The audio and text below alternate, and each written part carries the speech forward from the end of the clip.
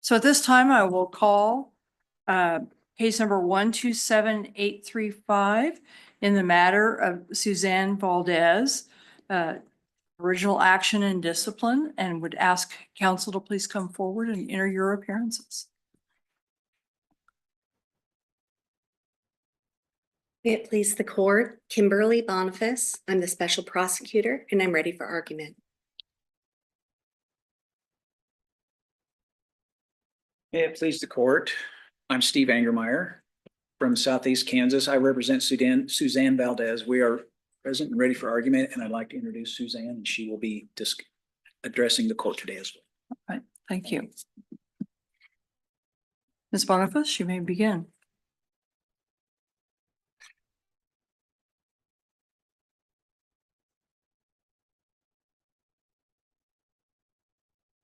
May it please the court, I'm Kimberly Boniface and I appear as the special prosecutor.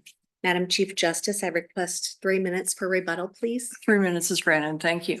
Thank you. This is an original proceeding in attorney discipline involving the respondent, Suzanne Valdez, an attorney admitted to practice in law in the state of Kansas in 1996. This comes before the court after an evidentiary hearing held in December of 2023, and a final hearing report was issued on April 22nd of 2024.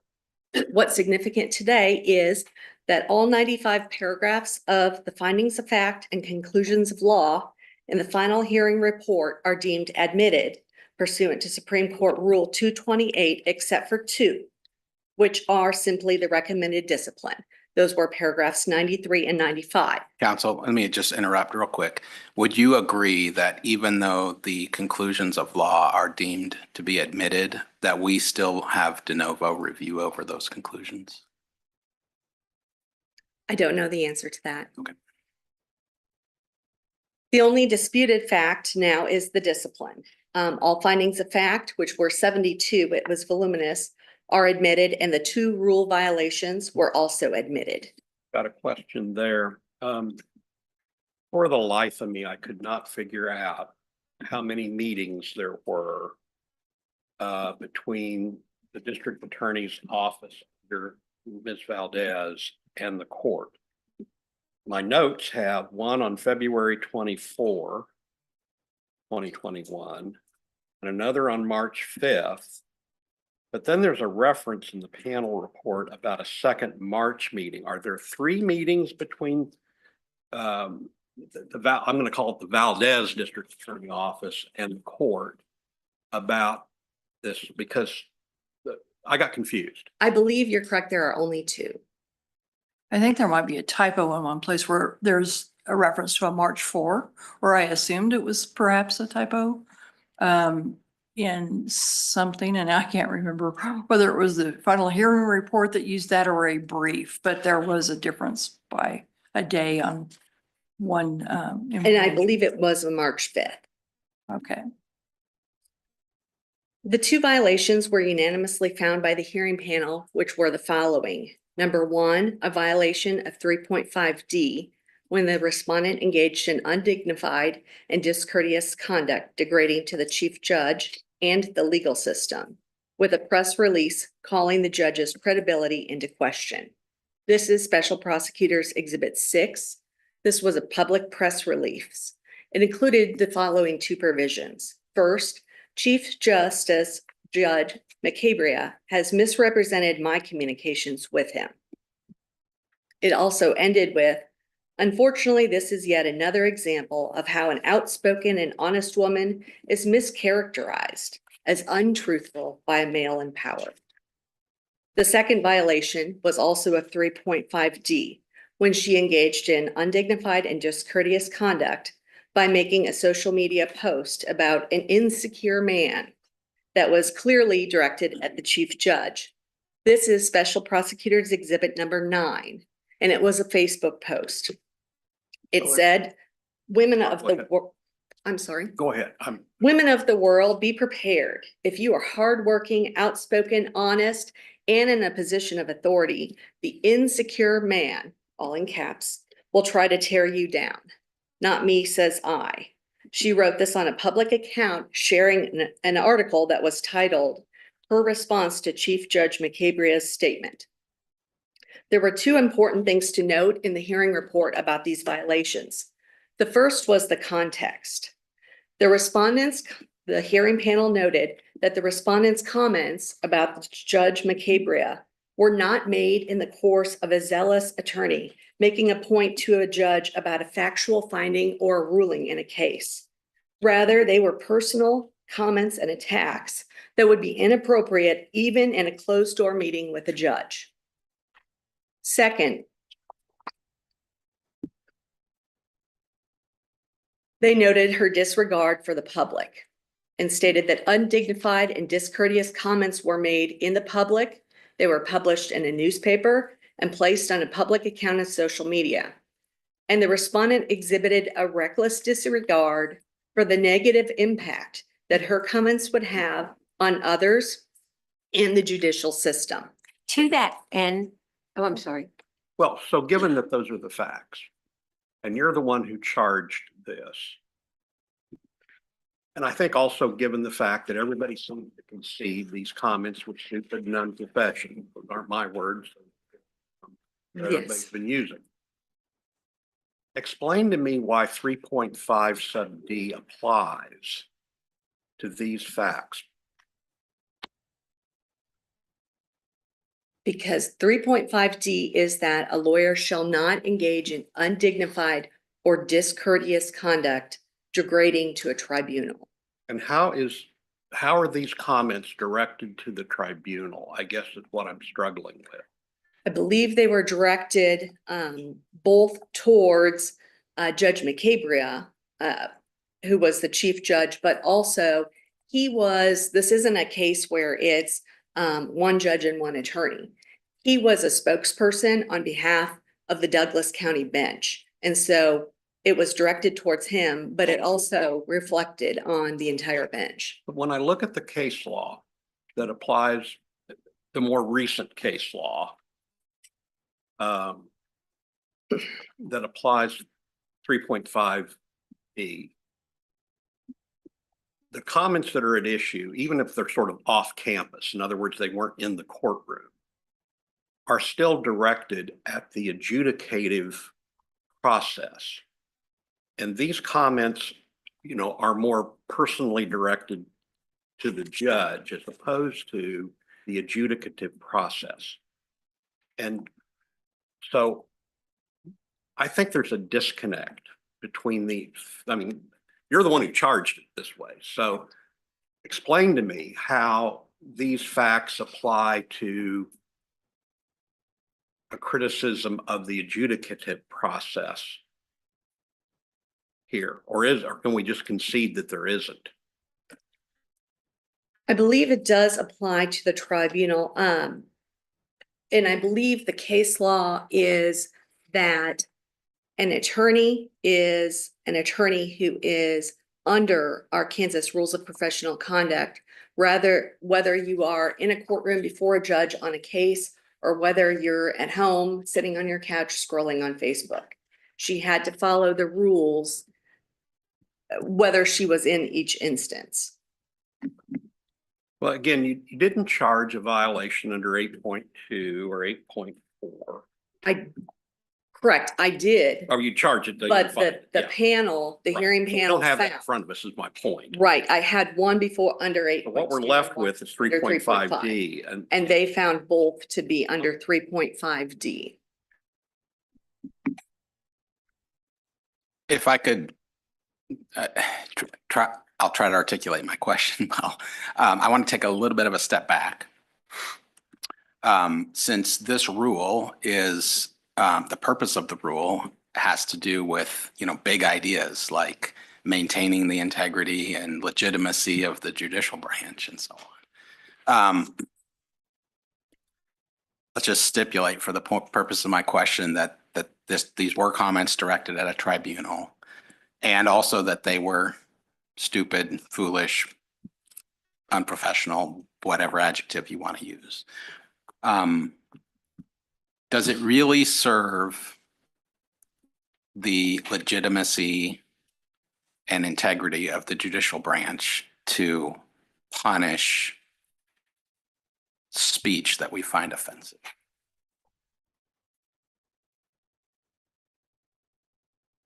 I think if it is a violation of the Kansas rules of professional conduct, which it was found to be in this case, then yes, that's the job of this court.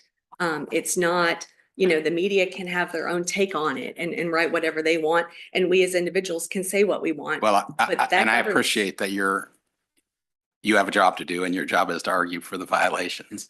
So you may not want to answer it, but it just strikes me that we potentially do more harm than good when we punish speech, especially speech in this context that is being made by an elected public official in a dispute with another public official over what we can all agree was a very difficult try. I mean, if they're arguing about COVID policy.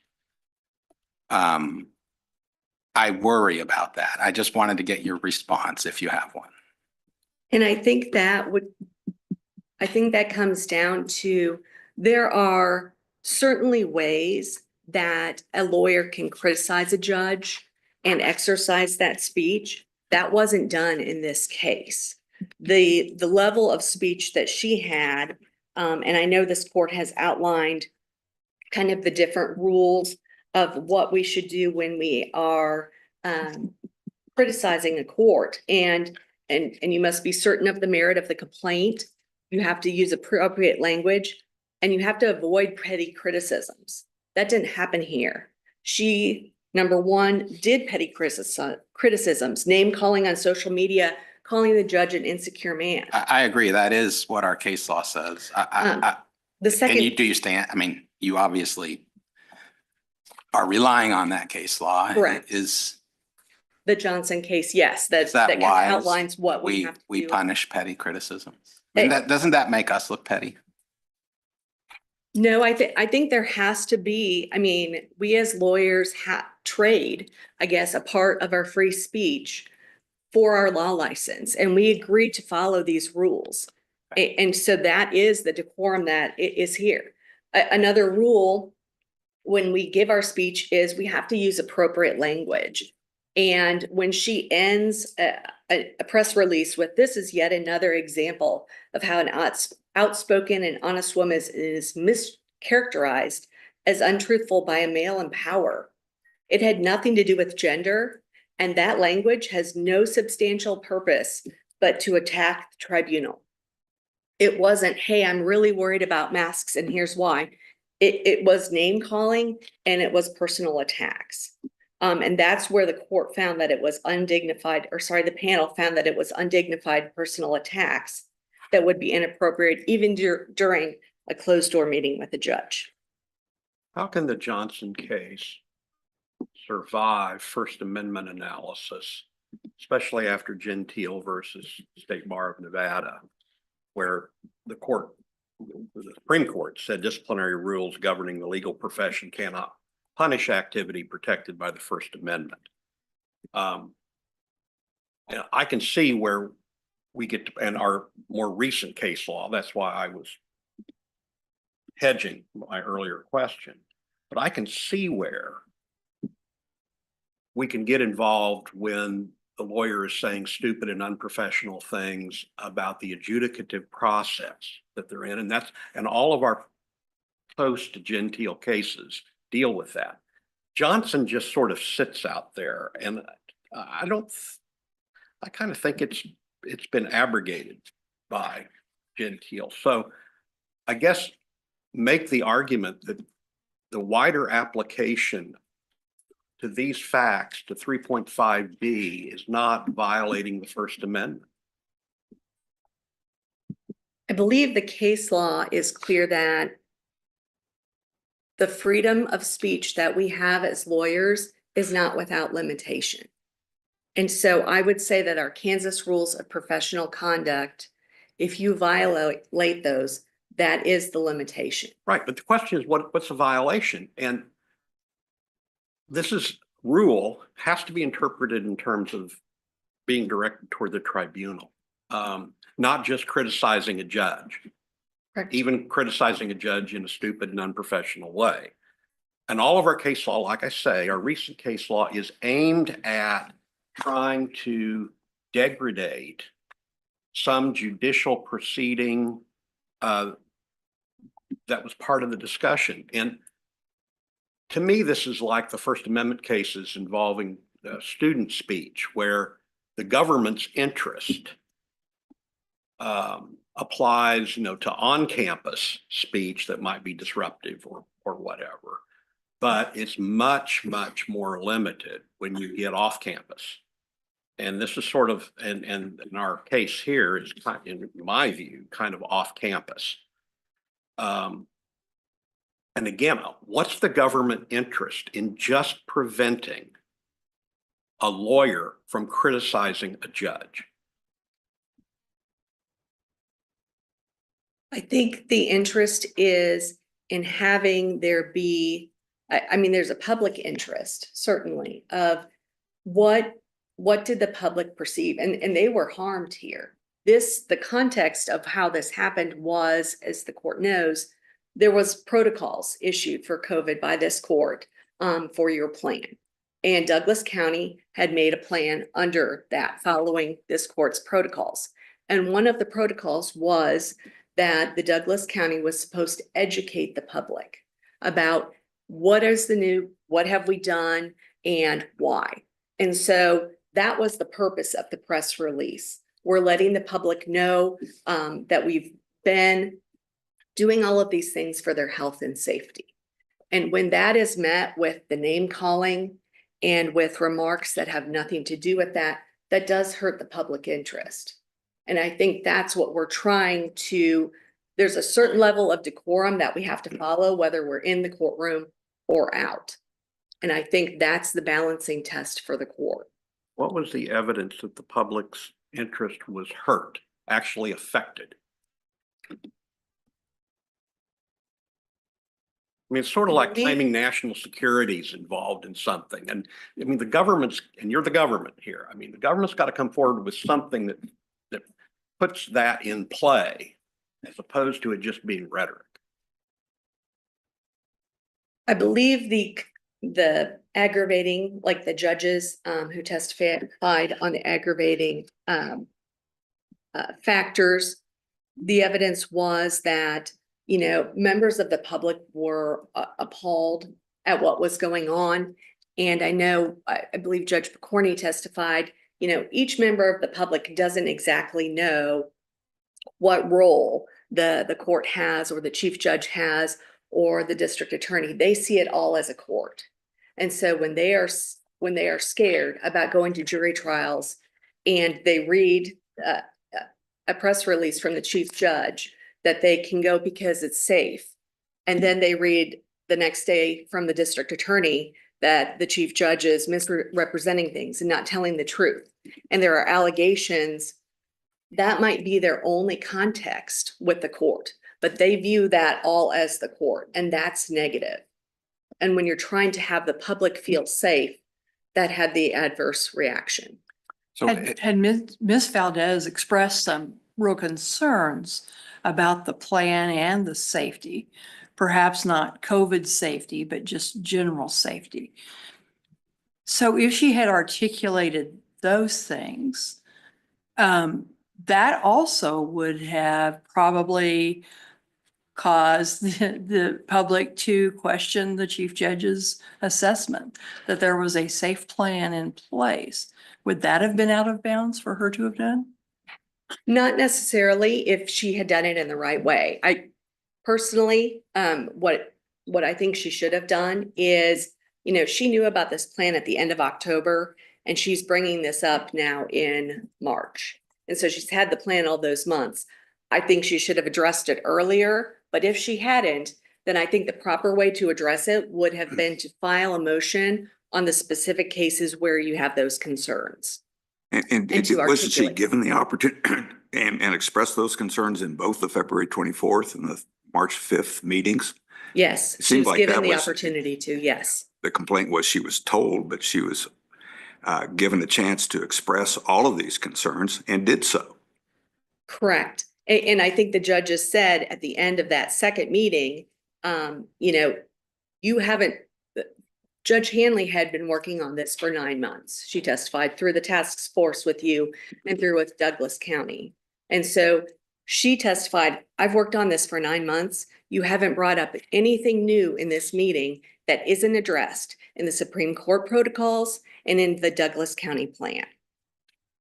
But if you have any specific concerns following this, you can file a motion on those specific cases, and those concerns can be addressed by that judge. So you always have that option. Wait, so are you saying that is what Judge Hanley said? Yes. Okay, do you know where it was at in her deposition or when she testified? No, when she testified. Okay. In light of your last few answers, I want to try to explore what might the limits or the ramifications be of the rule that you're proposing we adopt. So if this court issues an opinion and a lawyer gets on Facebook and writes, that opinion is bogus, the court isn't following the law, they're just making it up. Does that violate the rule? I think you would still have to be, because it's the law, be under the 3 rules of the Johnson and Eckelman's, which is you have to be certain of the merit, you have to use appropriate language, and you have to avoid petty criticisms. Well, it strikes me that there's no possible way that that statement could not violate the rule, given the way you've prosecuted this case. I mean, what more damning statement could there possibly be of a court that they're not following the law and just making it up? I think you would have to have a lawyer would have to articulate the basis and not just make it a petty criticism. So it would be a violation of the rule. I think it possibly could. It would depend, I think, on the context of what the lawyer included. Okay. I have a question. So it was something that you said earlier. Paragraph 74 of the final hearing report on page 16 notes that that respondent exhibited a reckless disregard, et cetera. And you said that. But then on page 81, the mental state is knowingly, as opposed to reckless disregard. And then when it cites on page 20, suspension is appropriate for knowingly and reprimand is appropriate for negligently, which is even different than recklessly. How do we reconcile all of this? So this was tough. And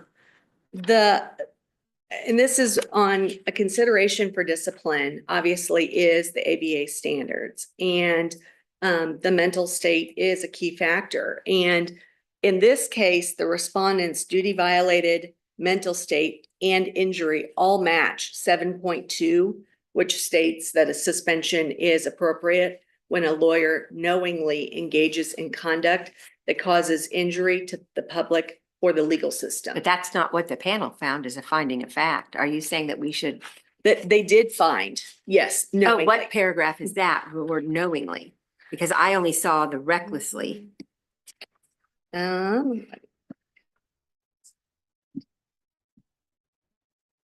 never mind. It's 81. Yes, and so this is the presumptive, and that is Well, no, what that's I under- followed with my recommendation at the trial. But what the panel did is they then Okay. picked a lesser standard and listed that 7.3. And I think, while it doesn't say that they did, what I would say I think they did is the 7.2 is the presumptive standard. I think they listed and went lower because of the mitigating factors. And so they're showing maybe why they didn't follow the ABA standards. You would agree that, again, I'm harping on this same point, but you would agree that Rule 3.5D does not refer to a judge, refers to a tribunal, right? Correct, it does say that, yes. And the rules define what a tribunal is. right? Correct. And that definition is, quote, a court, an arbiter in a binding arbitration proceeding, or a legislative body, administrative agency, or other body acting in an adjudicative capacity. How is Judge McCabery operating in an adjudicative capacity in order to fall under that definition of tribunal? I would say that I believe his press releases were not him personally on a case, but were on behalf of Douglas County Plan. So he was speaking on behalf of the entire bench or the court of this is our plan. Does that make it an adjudicative capacity as opposed to just an administrative capacity? I'd say because it still references how they're going to handle court proceedings. I think that would be the way that it would apply. Is there any legal support for that position that you've just taken? Because I can't find any.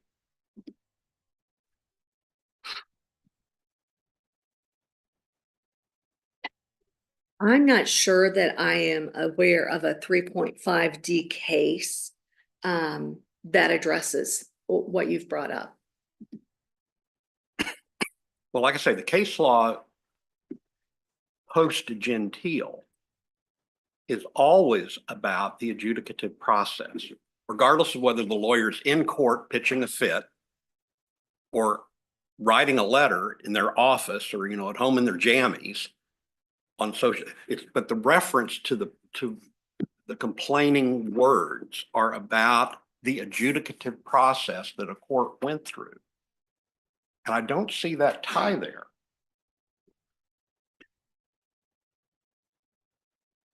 I'm not sure how to answer that. You're right. I mean, the rule is short and sweet, and it doesn't go into that detail. And I'm not aware of a case. And I that guess my does. point is, when I look at the more current case law, when it's always in that context of an adjudicative capacity, that sort of tells me that we're not straying beyond those kinds of facts. And the only outlier is Johnson. And like I say, I think Johnson's got some problems on a First Amendment basis. Right, It and that he sort of was- says you can't beat up on a judge anytime, anywhere. Right, in the Johnson case, I know was outside of the process because he was sending letters out to other people claiming that judges were racketeering. So it wasn't in court, but it still was degrading to the tribunal. Are there other questions?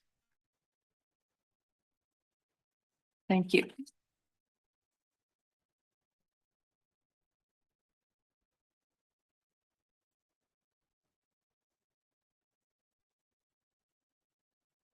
May it please the court. I'm Steve Angermeyer and I represent Suzanne Valdez. I'm going to give you a roadmap of kind of where we're going to go today. I'm going to speak for a few minutes. I'll answer your questions and then I'd like you to hear from Suzanne for a few. This case is about mitigation and the appropriate discipline. I can tell you that Suzanne and I. Well, this is about mitigation and proposed discipline. That's what you just said. We spent a lot of time backing up here and questioning the findings of facts, conclusions of law. You're not contesting that. Is that correct?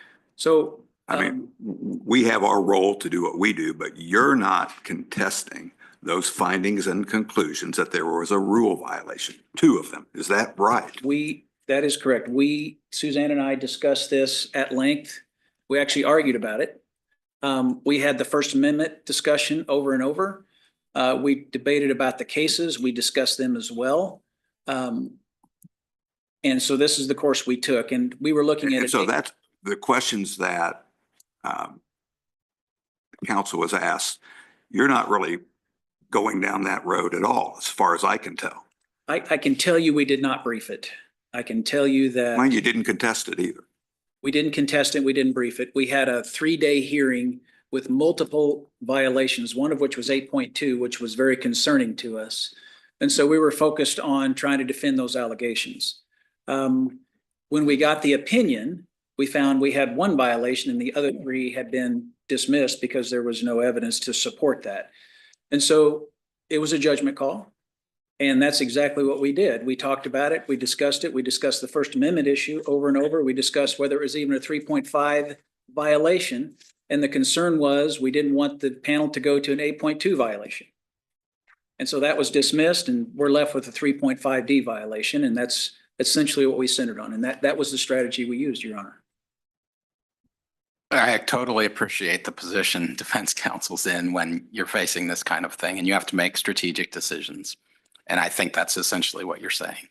But let me, since you're up here, let me go ahead and ask you about some of the similar questions. And I guess my one question is, if the conduct of your client here is a violation of 3.5D, wouldn't my hypothetical earlier about a lawyer posting on Facebook about how a decision of this court is outside the law, essentially, wouldn't that also be a violation of 3.5? It potentially could be. I can say that I wouldn't do it.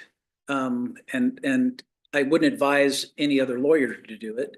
I do know this, when you take the oath, your free speech rights are somewhat limited and there's case law to support that. You can't just go into a Walmart and do certain things. Our behavior is limited as a lawyer. We're held to a higher standard. And so that's why we're here today. The thorny question. Just going to his question, what about if you are a lawyer and you wrote a law review article talking about, the same thing that he's saying, which there are, I would guess, thousands of law review articles about there, even about our cases, criticizing the legal basis, saying that, the justices went too far. They didn't follow the law. I mean, wouldn't that be a violation? I don't think it probably would be, and I don't think you could probably prosecute it. I mean, What's the difference between that and a Facebook post? Well, it's a fine line. We know that the Facebook posts are proliferate and instant. The panel found that and I got to be careful here. I don't want to argue for the prosecution, but the panel found that it was directed specifically at Judge McCabery. And so that's where they found the violation. Isn't this the problem with, I'll use your words, policing fine lines when it comes to speech? Yes. I mean, don't we know by experience that this is a fool's game? Yes, it is. Okay. Well, can I go back here? Some of these hypotheticals are taken completely out of context for what we're dealing with in 2020, 2021, and 2022. We were in a public health crisis. We were struggling with how are we going to proceed with protecting constitutional rights, proceeding with jury trials, the gamut of that statewide. Each district was coming up with different plans that we were trying to encourage, support, and that's what was going on in the 7th Judicial District. They'd spent months developing a plan with input from all of the people involved, and each district did different things. And the 7th chose to have a different environment that was more conducive to public spacing, all of the concerns that were there at the time. We seem to be forgetting about that. And the notion that this wasn't a part of an adjudicative process, when that was the whole point of setting up alternative venues for proceeding with trials, for proceeding with justice in the state of Kansas. And this is getting lost in a lot of our discussion here this morning of what was going on at the time. There was a lot of pressure and a lot of pressure to proceed, and each judicial district was doing their most conscientious efforts in attempting to meet all of these needs. And I think that's what was going on also in the 7th Judicial District. Would you agree with that? That's that's where we were at the time.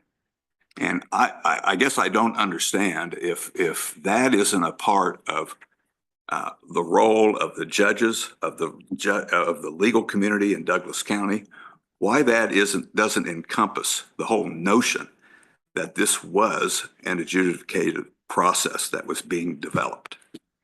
It's again, fine line, Your Honor, and you'll have to define that. Typically, we want to go right to a case. We talk about an adjudicative process. I understand that, but these are unique times and, They were. hindsight's great. But when we were in the throngs of that stuff, we were desperate to try to get just the process going to meet all of the needs of both prosecutors' offices, of defense counsel in criminal cases, and just all cases. Yeah, I agree. It was a difficult time, and we pointed that out in the brief. I would point out that Ms. Valdez, Suzanne, did not have a voice in that plan. It was done before she entered office. Well, she wasn't in office, Right. but she had opportunity to participate in those things in the fall. And then there were meetings in February and March in which she could participate, and apparently did. She did. She did, correct. She did in the spring. She had limited participation with the plan, and the jury. Well, it had been developed because that's what was happening in the months prior to, and the prior district attorney, who had vast experience in prosecuting cases, understood safety concerns, apparently was involved and approved the plan. He did, but you have to remember, the prior prosecuting attorney absolutely refused to talk to Suzanne. He just shared nothing with her, and it was desperate. As a matter of fact, she had no access to files, no access to thumb drives. She had no access to employees. She had to meet with them secretly at the court to even talk to them. And she had jury trials set the day she entered office. It was a very difficult situation for her. And it seems to me the answer to that, seems to me the answer to that is then take it out on him and not Judge McCabery, who's trying to deal with a difficult situation. I think she That's admitted. why it underscores how stupid and unprofessional these comments were. She readily admits that, Your Honor. She readily admits that. She admitted that at the hearing. She'll admit that to you today. You'll see that in the record. Clearly, the comments were intemperate, and that she did characterize them as stupid, and they should not have been made. The difficult circumstances, though, the panel found in two different instances. If you'll look at paragraph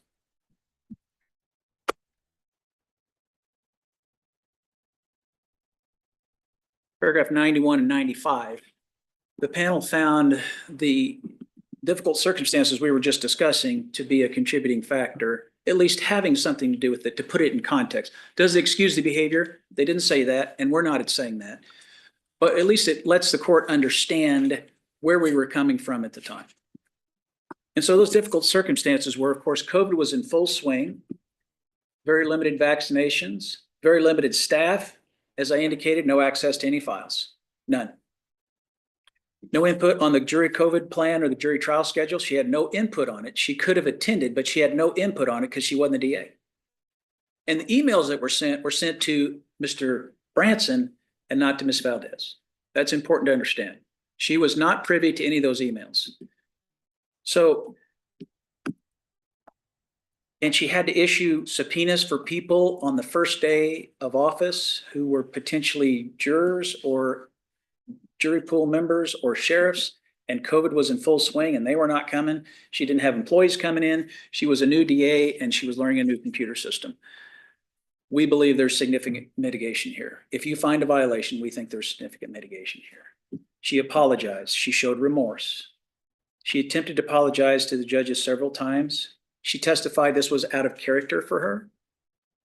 She was frustrated by her reaction, and she testified to that. She's disappointed she came to the hearing, and she's disappointed she's here. She apologized to her staff at a staff meeting. She apologized to Judge Kevin Moriarty, who was the Douglas County mediation judge twice. She apologized to the hearing. She's embarrassed and pained to be here, and she will apologize to this court. There's explain to me. Yes, sir. In your mind, what's the difference between a published Supreme Court opinion that at the end says we're giving you an informal admonition and a published Supreme Court opinion that says this is public censure? Well, Suzanne and I debated that as well. And she desired to have informal admonition. She believes that her record, well, it was clean. There's no prior record. And she wants her record to remain as stain-free as possible. And so even though an informal admonition will be potentially the result, She requests the court issue an informal admonition in this case. And so, yes, it still would be put in the reporters, but she is requesting that that occur. I would also point out that there was significant delay in this case. The gray letter came on March 26, 2021. The complaint was filed almost over 2 years later on August 14, 2023. Today is April 1st, 2025. It's 4 years and 6 days. It's a long time. She showed remorse. I see I'm running low on time, and I want Suzanne to speak, and I want you to hear from her because I don't want to run out of time without letting her speak. I have a few other things to say, but Suzanne, would you kind of come up and address the court, please?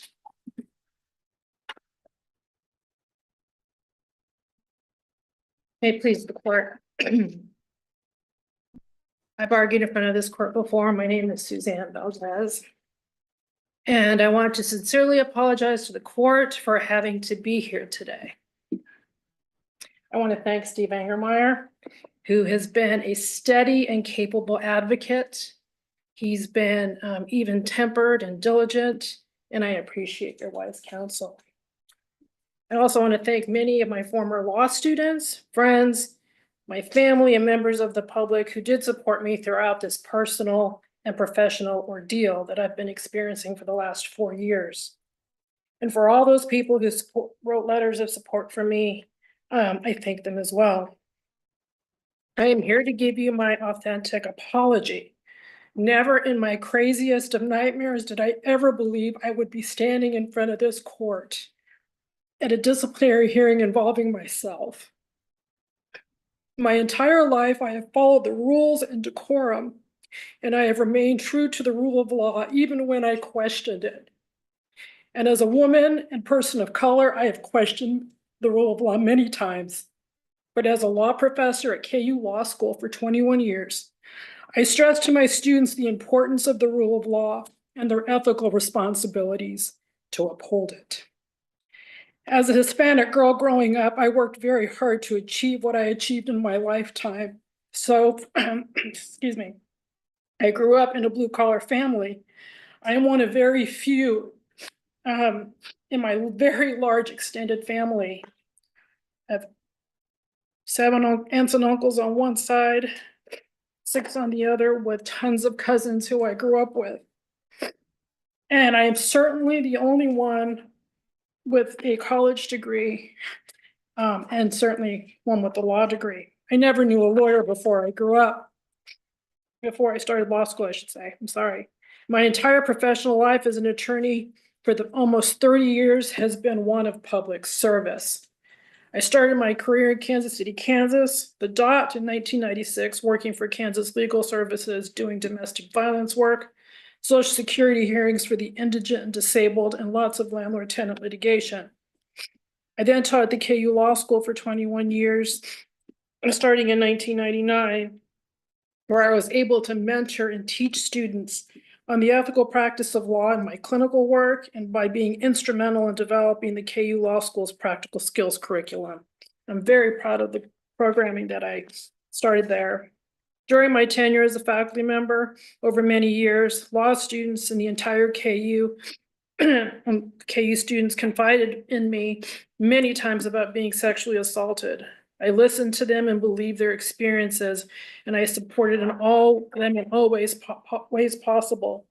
I advised them about the cruel treatment of the university Title IX and criminal justice system processes. Today, sadly, very little has changed. I've worked in private practice. I worked as a special prosecutor in Wyandotte County and as a pro tem judge in district and then the 7th Judicial District, handling the juvenile offender docket for a time period. For 8 years, I served as chair of the Kansas Crime Victims Compensation Board, a statutory board which instilled in me how the criminal justice system often ignores the pain and trauma that victims and survivors endure. And lastly, I just want to share with you, and this is probably part of what I was so emotionally fragile at the time that this incident occurred.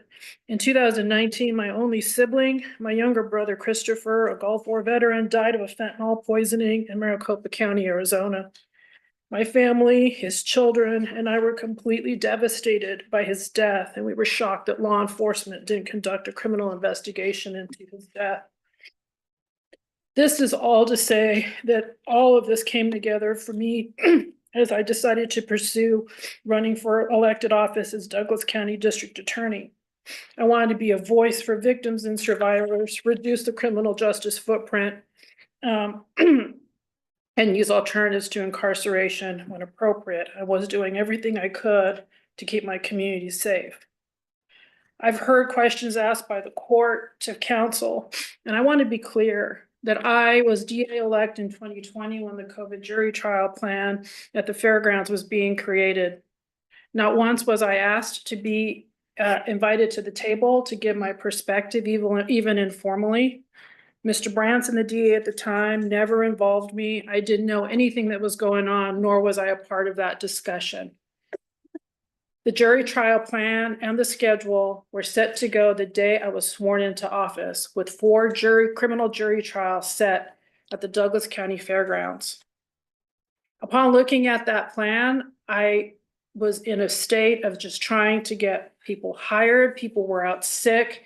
It was just a very, very chaotic time. And just to give you a sense of how enormously chaotic it was, there was at least a couple weeks when probably of the 17 prosecutors I had working for me, there were only 3 of us in the office, myself included, and I had 20 minutes to prepare for an off-grid Jessica's Law preliminary hearing.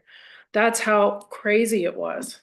Our phones were ringing off the hook with people saying, why do I have to go to jury service when I can't even go to the dentist? It was just, we were unvaccinated. There was all kinds of just chaos. The question has occurred, well, I had plenty of time to try to talk to the court. And to be honest with you, that reality isn't the reality. I was busy trying to move cases. I was busy trying to learn the system. I was busy trying to get people hired. Whoever, whether the jury trial plan involved the prior DA or not, I had no idea the extent to which that happened. All I know is that I was not included. And being a woman of color, being someone in my position, I believe that I should have a seat at the table. I was a chief law enforcement officer of the county, and I wanted to make sure our community was safe. So just to be clear, what led to this filing of Judge McKittrick's complaint was there was discussion about 2 meetings about this plan. The February 24th meeting wasn't really even a meeting about that. It was about something else. And it was in passing that Judge McCabery said, you guys got to be ready to go. That's when I started thinking, I've got to look at this plan. This is going to happen. That's when I was looking at the details. I took time to look at the details. And that's after we had an experience there where there was a violent offender for a pretrial hearing and our prosecutor came back absolutely terrified. I went back and looked and I thought there's so many questions here. And that's why I called the March 5th meeting with Judge McCabery and Judge Hanley, who were part of that plan. I asked really tough questions, Your Honors, Justices, like, where are we gonna, this is a fairgrounds, this is an exhibit hall. Where are we gonna sequester witnesses?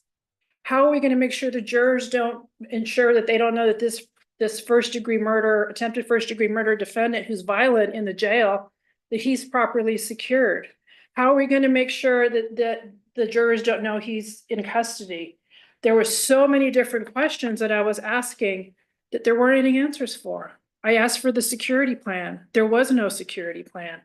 I contacted the sheriff immediately and asked him to do a security plan because this trial was going to go. I had people in my office saying they didn't want to try it. So I prepared and I tried it along with my then deputy district attorney, Joshua Seiden. What led to this was I thought we were going to have more discussion about this with the court. Instead, they issued the press release, and that press release is clear. My name is not on there because I was never consulted about any plan. And there's confusion, there's perceptions about, all of whether, I should have known or I could have asked questions. Yeah, this is all hindsight's 2020. And I would do all of this all over again, but I assure you that when I saw that press release, I needed the public to know that I had no part in this. They were going to hold me responsible as the elected district attorney. And I wanted to make sure they understood that. Then Judge McCabe issued a second press release. And then, of course, I responded in kind, and that is where I should have taken the high road. And I apologize for that. It was petty. It was just completely out of character for me. And this is a result when there's no communication. When communication happens, you can disagree and you can go forward and hopefully move on. This was extrajudicial in nature. I apologize. I try to apologize many times and the court declined. I asked to do mediation and they declined. Our county administrator even asked, she said, let's just get this cleared up. This isn't good. I said, I agree. She asked on our behalf and Judge McCabe declined. I sent an email to him asking for restorative justice practices so that we could learn to communicate with a very good facilitator. He declined. I was left in with this process. That was my only way. And this has been going on for 4 years. I just want this over with. I want to move on. And I ran for re-election. And what I heard from voters was just this, this process, this is harmful to the system. So I am sorry. I apologize. I made a grave mistake when I allowed myself in my frustration and the turmoil and COVID and all the anxiety and all of that to get the better of me. That's not who I am. I'm a very passionate person. I'm a very honest person. I am all those things. And I am sorry. So the last thing I will say to you is that I was so harmed by the prior DA administration's treatment of me and the transition that when I lost this election, I did the complete opposite. The minute the canvass occurred, I invited the new DA to the office. I gave him all the information he needed. I turned over everything he asked for to ensure that there was a smooth transition with the office. I am now in private practice. I continue my work advocating for victims, doing mediation and public work or public service for those marginalized communities who need my advocacy. So I would ask this court to consider all of that. And I thank you for your time. Briefly, if I may. Yes, you may. Thank you. Want to address, just in closing, you have remorse, delay, no dishonest motive, previous good character, difficult circumstances. That's what you're facing. I would also request the cost. This was a 3-day trial. There were 14 prosecution witnesses. One was done twice for rebuttal and 2 defense witnesses. There were 4 counts defended, 3 were dismissed. And so if you see paragraphs 14, 78, and 94 of the hearing panel's decision, that's where they were dismissed. There's only 1 violation they found. So if the court does indeed find a violation and imposes punishment, we request some sort of pro rata consideration along those regards. Thank you.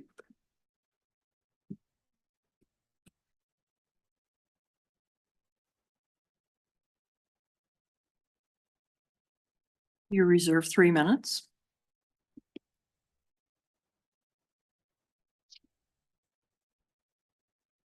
Very briefly, Kimberly Boniface, Special Prosecutor.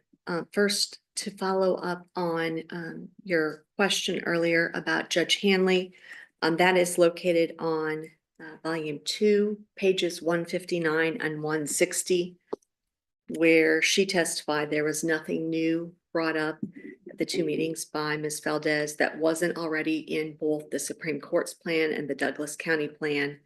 She also testified that the security plan was done and that she had personally verified it.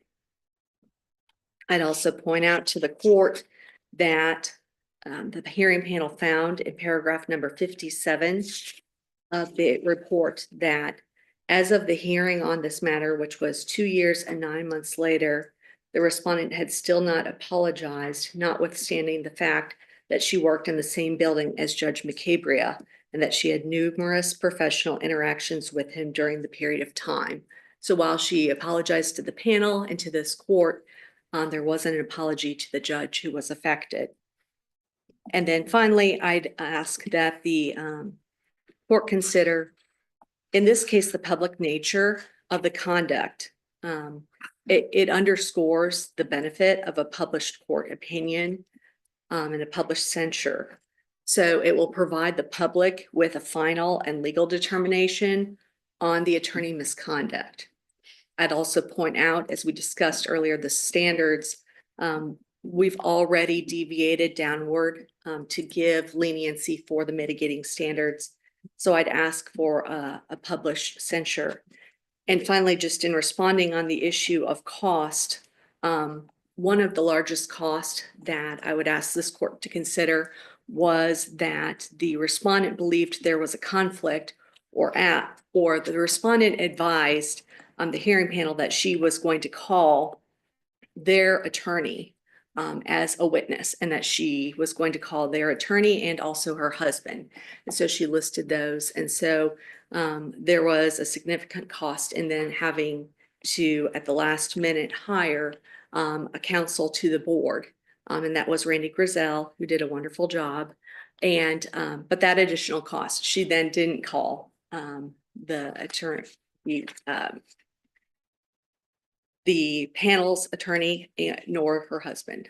She'd also listed Ms. Larkin as a witness and didn't call her. So there was some cost that was caused, and I'd ask the court to consider that in your final verdict. Unless the court has other questions, I'll rest on my brief and ask the court to uphold the panel's findings of fact and conclusions, and to impose discipline no less than the published censure. I see no other questions. Thank you. Thank you. Thank you to all of you for your arguments and statements to the court today. The court will now take this matter under advisement